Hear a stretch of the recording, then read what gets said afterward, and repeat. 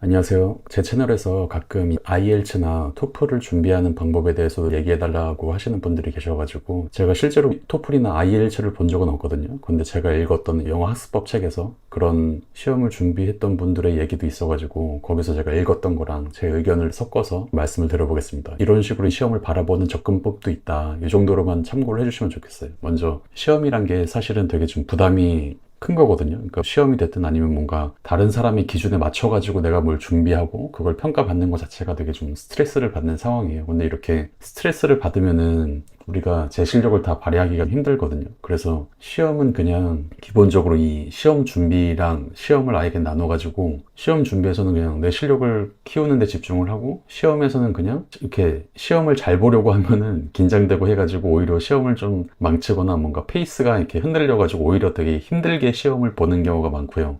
시험을 잘 보려는 생각을 그냥 아예 하지를 말고 그냥 나는 내 실력대로만 보겠다. 이때 내가 그냥 준비한 거 그것만큼만 그냥 딱 보겠다. 이렇게 오히려 생각을 하면은 시험을 보는 동안에도 편하고 이런 게 오히려 점수도 잘 나오고 이런 경우가 많아가지고 그냥 아예 시험 당일의 마인드가 나는 그냥 내 실력대로만 보겠다.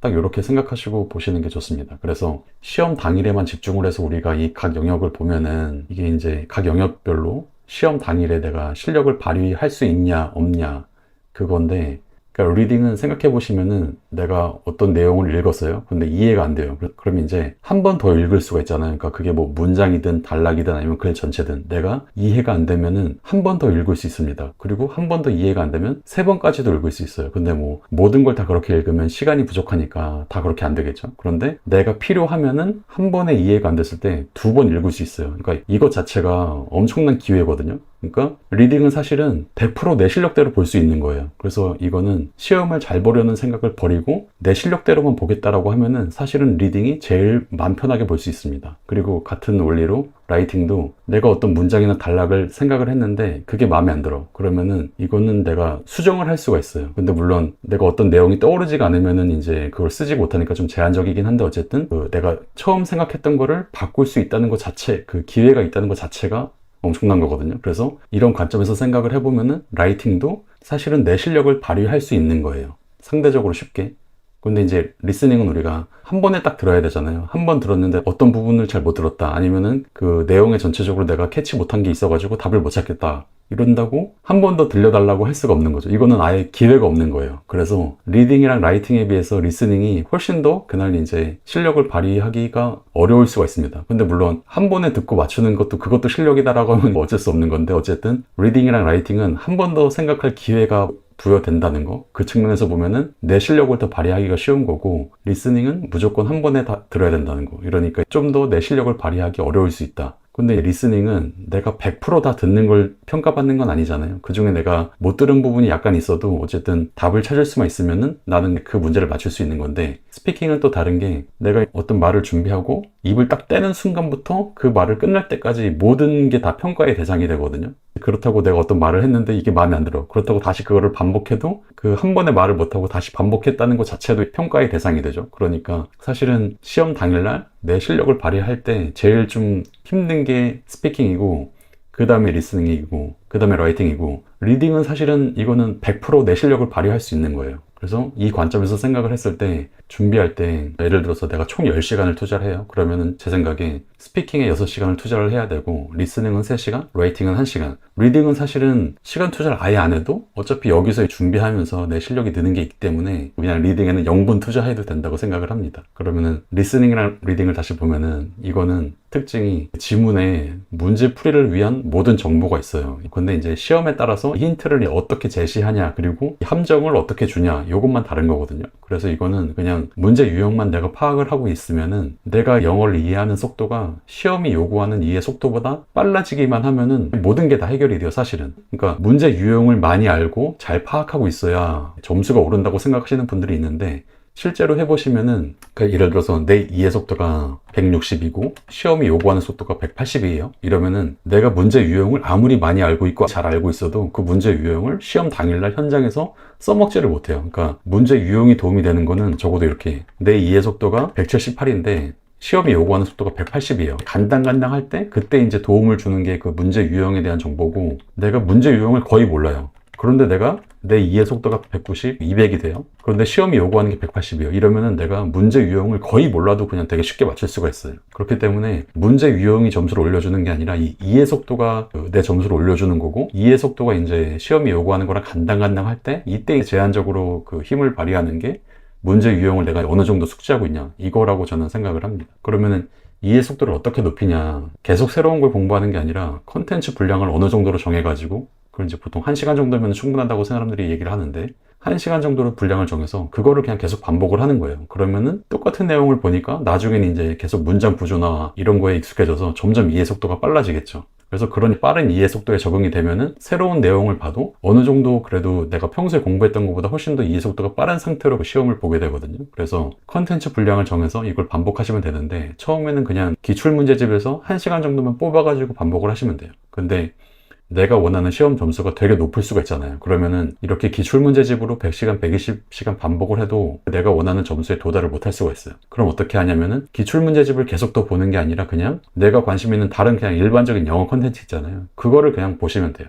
그래서 리스닝이랑 리딩은 이렇게 하시면 되고, 근데 제가 사실 이 영상을 찍은 거는 이 라이팅을 말씀드리려고 이걸 찍은 건데, 이 라이팅 할 때 각 문화권의 사고 패턴, 그러니까 글에서 나타나는 패턴이거든요. 그러니까 미국인들이, 아시아 학생들이 쓴 글을 보면 이렇게 느낀다는 거예요. 미국인들이 원하는 글은 이렇게 스트레이트하게 그냥 내가 하기로 한 말 처음에 딱 얘기하고, 내가 하기로 했던 말 그냥 딱딱딱 하고, 그걸로 이제 결론을 짓길 원하는데, 유럽 사람들이 쓰는 거는 이제 이렇게 빨리 가긴 하는데 자꾸 중간중간 다른 데 하나씩 이렇게 들르고, 근데 아시아 학생들이 쓰는 글을 보면은 이렇게 계속 맴돌고, 그러니까 원하는 방향으로 안 간다는 거죠. 미국인들이 봤을 때. 그러니까 되게 답답함을 느끼죠. 그래서 미국 교수들이 이 아시아 학생들이 쓴 글을 보면 어떻게 느끼냐면은, 나는 아시아 학생들이 대부분이 사고하기를 게을리한다고 생각했다. 그들은 일관성과 통일성의 시험에 실패한 에세이를 제출하고는 했다. 문장들은 결론을 향한 직항로를 택하지 않고 주제를 벗어나 옆길로 새는 일이 허다했다. 그러니까 이렇게 글이 잘 정리가 돼 있지 않으면은 미국 교수들이 보기에 왜 이렇게 생각을 정리를 잘 안 했지? 그러니까 글에는 생각을 정리해서 써야 되는데 생각을 정리하지 않았다고 느낀다는 거예요. 미국인들이 봤을 때. 그리고 내가 쓰기로 한 주제에 일관성 있고 통일성 있게 글이 이렇게 진행이 돼야 되는데 그렇지 않게 느낀다는 거예요. 그래서 좀 더 살펴보면은 이 그 5 paragraph essay라는 게 있잖아요. 이걸 아마 토플이나 IELTS 글쓰기를 준비하는 분들은 대부분 아실 텐데, 영어로 글 쓸 때 이렇게 introduction, body, conclusion 이렇게 이 구조로 글을 무조건 보통 쓰고, 그리고 이제 이 body도 이렇게 나눠지잖아요. 그래서 introduction에 훅으로 관심을 끌어당기고, 그리고 이제 배경 정보 잠깐 얘기한 다음에 바로 thesis statement로 이제 내가 이 글에서 하려는 얘기가 뭔지를 여기서 먼저 시작을 하고 가야 되고, 각 바디 패러그래프에서 토픽 센텐스를 먼저 던지고 그거에 대한 이제 디테일을 던지고 이렇게 가고, 결론에서도 다시 이제 thesis,를 다시 한번 얘기하고, 이렇게 글이 가야 되거든요. 근데 이거를 아마 토플이나 IELTS 글쓰기 준비하는 분들은 아마 아실 거예요. 근데 아시는데 이게 아는 거랑 실제로 이거를 많이 연습해서 그 시험 당일날 내가 이렇게 쓰냐랑은 또 약간 다른 거거든요. 아마 제 생각에 이걸 아시긴 아실 텐데, 진짜 이게 얼마나 중요한지 그걸 인지하고 정말 여기에 집중해서 준비하시는 분들은 아마 저는 그렇게 많지 않을 거라고 생각을 하거든요. 그러니까 이제 미국 교수들이 이런 글도 쓰는 거고. 근데 만약에 근데 나는 이거 다 알고 있고 실제로 나는 이렇게 준비하고 이렇게 정말 쓴다, 그러면 사실은 나머지 부분은 자기 실력대로 글이 나오는 거기 때문에 그냥 그건 이제 내 실력을 높이는 방법밖에 없어요. 라이팅에서 내 실력 이상의 뭔가 점수를 받을 수 있는 방법은 이 구조에 맞게 내가 그냥 글을 쓰는 연습을 하는 거 딱 그거밖에 없거든요. 동양에서는 말을 오히려 이렇게 정리를 해서 말해야 되니까 생각 좀 하고 말해라, 말 함부로 하지 마라, 이런 말이 있잖아요. 대신에 글은 약간 내 메시지가 전달이 되고 어떤 내 생각의 수준만 높으면은 글은 좀 자유롭게 써도 되고, 약간 이런 이미지가 있는데, 서양에서는 이게 반대예요. 서양에서는 말은 되게 자유롭게, 그러니까 상대방을 존중하는 선에서 말은 엄청 자유롭게 하거든요. 그러니까 내 생각을 정리하기 위해서 말을 하고, 내 생각이 없어도 내 생각을 만들어내기 위해서 말을 해도 된다고 생각을 해요. 그래서 심지어는 그래서 수업 때도 그냥 내 의견을 얘기해도 되고, 내 의견이 없어도 내 의견을 만들어내기 위해서라도 말을 해도 되고, 그리고 그 말을 그 교실의 학생들이 다 같이 들어도 그 과정에서 말하는 사람이나 그걸 듣는 사람들이 다 배우는 게 많다고 생각을 하거든요. 그래서 적극적으로 수업에서 말을 하도록 권장을 하고, 만약에 말을 안 하면 점수를 안 주고.